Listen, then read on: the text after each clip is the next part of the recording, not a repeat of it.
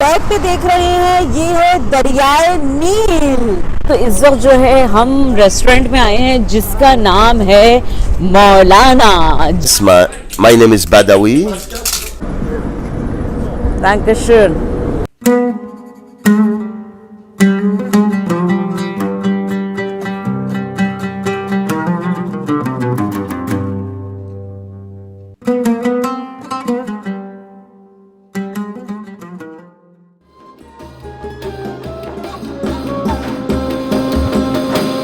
अस्सलाम वालेकुम ख़वातीन और हज़रात, वेलकम किया जाता है आपको मोना के चैनल पे। कैसे हैं आप लोग? उम्मीद करती हूँ कि आप लोग सब खैरियत से होंगे, ठीक ठाक होंगे। आज हम सोच रहे होंगे कि मोना कहाँ मौजूद है, तो जनाब आज मैं मौजूद हूँ काहिरो में। जी जनाब, मैं दिखाने जा रही हूँ आपको काहिरो का बहुत ही पुराना बाजार, और उसके साथ साथ आज जो है हम काहिरो का देसी खाना यानी मिस्र का जो इनका टिपिकल खाना होता है वो हम आज जो है वो ट्राई करेंगे। तो आज आप मेरे साथ ही रहिएगा। तो आइए चलते हैं और घूमते हैं इनके बाजार में। मिस्र तारीखी लिहाज से एक कदीम मुल्क माना जाता है। एक जुस्तजू थी कि जब भी मिस्र गए तो अहराम मिस्र और दरिया नील तो ज़रूर ही देखना है। भाई इसी जस्तजू को हम अपने दिल में बसा के जो है वो हम इजिप्ट पहुँचे थे, और इजिप्ट में जिस सिटी में हम गए थे वो सिटी जो था वो कायरो से तकरीबन 500 किलोमीटर दूर था। मगर क्योंकि मुझे इस दफ़ा अपना ये विज़िट पूरा करना था और कायरो मुझे जाना था, तो मैंने सोचा कि भाई कुछ भी हो जाए इस दफ़ा हमें कायरो ज़रूर जाना है। 5 घंटे की ड्राइव के बाद जनाब हम कायरो पहुँचे। अच्छा भाई, हम पहुंच गए कायरो और हमने सोचा कि अब हम जो है यहाँ के लोकल बाज़ार और लोकल शॉप्स जो हैं उनको विज़िट करेंगे अपने अंदाज से। जनाब हमने सोचा कि हम यहाँ के लोकल गाइड को जो है वो साथ लेके चलते हैं, क्योंकि वो गाइड हो सकता है कहीं ना कहीं हमारी हेल्प करे। मगर जनाब हुआ कुछ उल्टा। अब हमने ले लिए जर्मन बोलने वाले गाइड, जिनको जर्मन भी आती थी और अरबी भी आती थी, जो कि हमारे लिए काफ़ी आसानी का बायस बनती। मगर हुआ ये कि जब हम यहाँ के लोकल बाज़ारों में गए तो वहाँ पर जाने के बाद जब वो अरबी में बात करते तो हमारा इंट्रोडक्शन वो करवाते कि ये जर्मनी से आए हैं। अब जनाब जो इजिप्शियन पाउंड में जो है वो 20 पाउंड की होती, वो हमारा जर्मनी का सुन के जो है वही चीज़ डबल प्राइस में हो जाती। तो ये चीज़ जो है ये मुझे काफ़ी उस वक्त अजीब सी लगी और मैं वहाँ से इतनी ज़्यादा शॉपिंग नहीं कर सकी। हालांकि मैं इतने शौक से गई थी कि मैं यहाँ से लोकल चीज़ें जो हैं इनकी ख़रीदूँगी, और मैं ये सब देख भी रही थी। मगर इनकी प्राइसें इतनी हाई कर दी थी उन्होंने कि मैं कुछ भी नहीं ले सकी। मगर जनाब मैंने इन सब की कीमतें मालूम कर ली। मैंने उनसे पूछा ये कितने का, जो जो चीज़ें मुझे चाहिए थी। उसके बाद जनाब हमने भी ये किया कि हम होटल अपने वापस आए, और क्योंकि यही शॉप्स जो हैं हमारे होटल में भी मौजूद थी, हमने जब वहाँ जाके इन चीज़ों की कीमत पूछी तो भाई वहाँ तो बड़ी ही मुनासिब कीमत में हमें मिल गई। इतनी मुनासिब कि हमने वहाँ से ही ख़रीद ली। दूसरी चीज़ जो कि टिप है, बहुत इम्पॉर्टेंट टिप है, और वो टिप ये है कि जब भी आप इस तरह के लोकल बाज़ार में मिस्र के जाएं या कहीं पर भी जो इस तरह के छोटे एरियाज़ होते हैं, अगर आप वहाँ पर जा रहे हैं तो आपको अपने सामान का ख़ुद ख्याल रखना है। जो सामान है उसको प्रॉपर आपके पास उसको वो बंद होना चाहिए, लॉक होना चाहिए, ताकि आप लोग किसी भी परेशानी से बच सकें। अच्छा जी, ये देखिए ये बड़े ही ज़बरदस्त किस्म के लैंप थे। मगर वही बात कि ये मैं लैंप लेना चाह रही थी मगर मैं नहीं ले सकी। ये लैंप मुझे इतने खूबसूरत लगते हैं, और ये अगर मैं यहाँ पर भी अमेज़ॉन वगैरह से मंगवाऊँ तो भी ये वो चीज़ नहीं मिलेगी जो मुझे वहाँ पर नज़र आ रही थी। मगर वही बात कि ये इतने महंगे बता रहे थे। ये एक छोटा लैंप मैंने पूछा कि कितने का है, तो इन्होंने मुझे बताया यहाँ के अगर हम देखें तकरीबन 50 यूरो का। तो वो बहुत छोटा लैंप था, मुझे चाहिए था ज़रा बड़ा लैंप, और बस इसी वजह से जो है जनाब हम वो चीज़ें नहीं ले सके, क्योंकि वहाँ की कीमतें जो थीं वो बहुत ज़्यादा थी।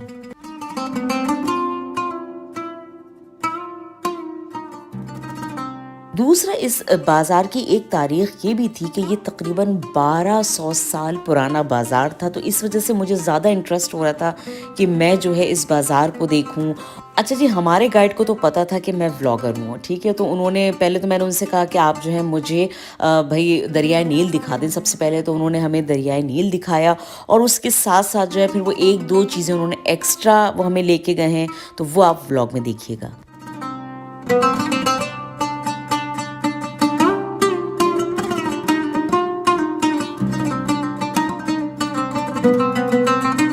जी खवातीन और हज़रात, इस वक्त जो आप मेरी बैक पे देख रहे हैं ये है दरियाए नील।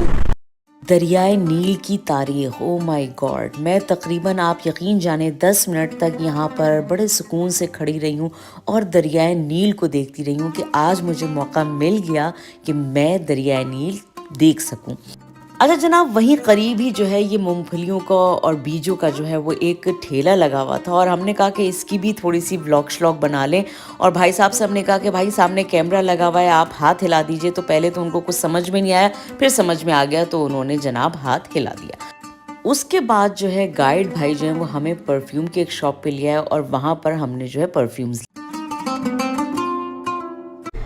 जी नाज़रीन, तो इस वक्त यहाँ पर जो है हम पी रहे हैं मिस्र की कॉफ़ी और बड़ी ही टेस्टी है ये, हमारे लिए ख़ास तौर पे मेहमान नवाजी के तौर पे लेकर आए हैं ये। और ये जो हैं इन्होंने कहवा दिया है, चाय दी है और साथ में मैंने अपने लिए जो है ये कॉफ़ी मंगवाई है। तो मुझे तो ये कॉफ़ी बहुत ही मज़े की लगी है, बहुत ही टेस्टी है। My name is Badawi.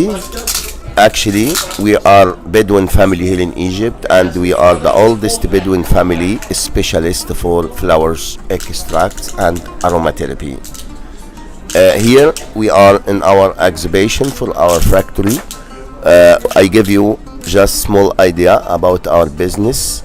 Our business here in Egypt since long time ago, and we are a specialist to make extract from the flowers and the roses by traditional and natural and traditional way. Thank you very much. Shukran.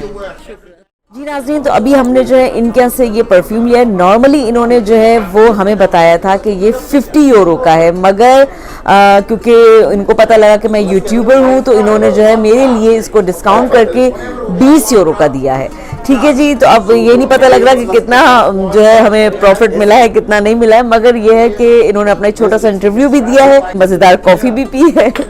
तो ये है कि मुझे तो बड़ा ही अच्छा लगा है। इंशाल्लाह जो है हम जा रहे हैं यहाँ का टिपिकल खाना खाने, जो कि यहाँ का इजिप्शियन का मिस्र का जो मखसूस खाना होता है। तो आप लोग भी हमारे साथ चलें और जो है देखिए, मैं भी देखती हूँ कि मुझे ऐसा अपने हिसाब से क्या चीज़ सही लगती है और मैं क्या लेती हूँ। तो साथ ही रहिएगा आप हमारे। तो इस वक्त जो है हम रेस्टोरेंट में आए हैं जिसका नाम है मौलाना। जी जनाब, तो आइए चलते हैं और वहाँ का जो है हम खाना एंजॉय करते हैं। जी जनाब।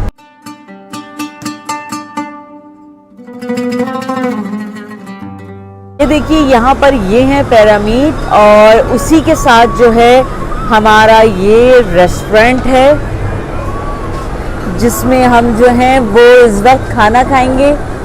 और मेरे ख्याल में धूप की वजह से जो है वो पिरामिड जो है वो नज़र नहीं आ रहे हैं इतने ज़्यादा, तो मैंने आपको वैसे ही जो इसकी तस्वीर या वीडियो लेके जो है वो दिखा दी है। धूप की वजह से जो है वो पिरामिड नज़र नहीं आ रहे हैं। तो जनाब आइए चलते हैं और खाना नोश फरमाते हैं।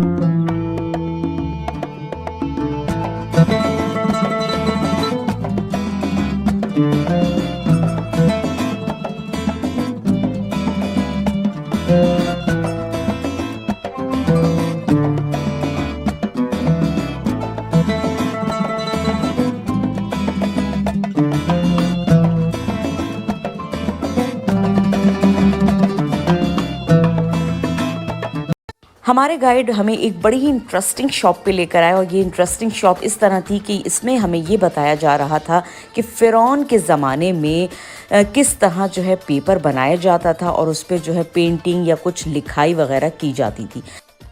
ये ख़ास किस्म का पाल्म था और इसके दरख्त से जो है ये पेपर बनाया जाता था और इस पे जो है मुख्तलिफ़ किस्म की पेंटिंग्स, मुख्तलिफ़ किस्म की लिखाई की जाती थी। ये पेपर तैयार होने में कम से कम 6 से 7 दिन लगते थे। अगर इसको आपको ज़्यादा डार्क करना हो तो इसको आप 2 से 3 दिन और रख सकते थे। ये इस पेपर से तैयार करदा पेंटिंग्स थी जो कि बहुत ही फाइन वर्क था और मुझे बहुत ही अच्छा लगा। यहाँ पर जनाब ये हमें बता रहे हैं कि इससे किस तरह जो है वो ये पेपर तैयार करते थे।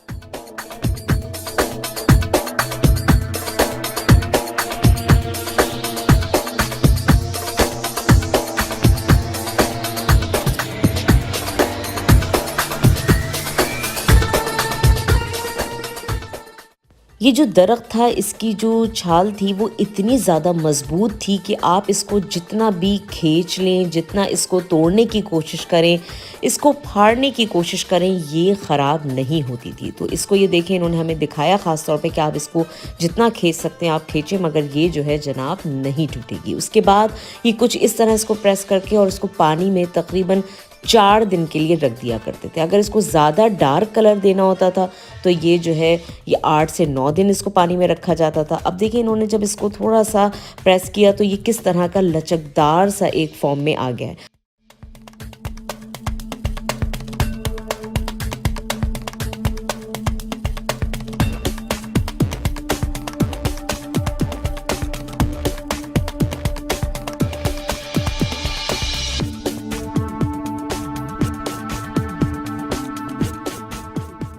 अब जनाब इसको पानी से निकालने के बाद इस तरह कपड़े में रख के और कम से कम 4 हफ्ते के लिए इसको प्रेस करके किसी भी भारी चीज़ के साथ रख दिया जाता था और ये पेपर तैयार हो जाता था। मुझे ये चीज़ काफ़ी इंटरेस्टिंग लगी तो मैंने सोचा कि इस चीज़ को क्यों ना अपने व्यूअर्स के साथ शेयर किया जाए कि फ़िरौन के ज़माने में किस तरह जनाब वो पेपर तैयार करते थे।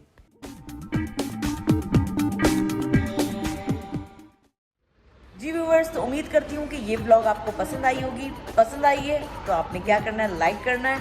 और अगर आप मेरे चैनल पे नए हैं और आपको लगता है कि ब्लॉग जो है वो अच्छी बनी हुई है तो आपने क्या करना है, आपने जनाब सब्सक्राइब करना है। ठीक है जी, तो इसी उम्मीद के साथ इंशाल्लाह मिलेंगे नेक्स्ट ब्लॉग में। जब तक के लिए मुझे इजाज़त दीजिए। आपने अपना बहुत सारा ख्याल रखना है। इंशाल्लाह ताला मिलेंगे ब्रेक के बाद। अल्लाह हाफिज़। पाकिस्तान जिंदाबाद। जनाब नेक्स्ट व्लॉग आने वाली है इजिप्ट के म्यूजियम की, तो देखना बिल्कुल भी मत भूलिएगा।